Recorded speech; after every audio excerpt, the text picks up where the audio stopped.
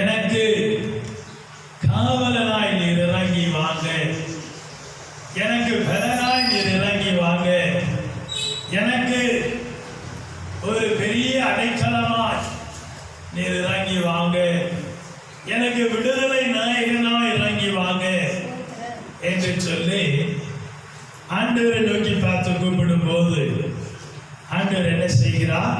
ஆபத்து காலத்துல அவர் யாக்கோபின் தேவன், அவர் நமக்கு மருத்துவை கொடுக்க அவர் எப்படியாய் வருகிறார்?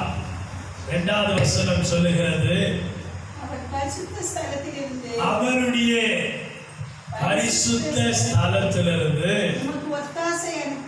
உமக்கு ஒத்தாசை அனுப்பி சியோனிலிருந்து அவர்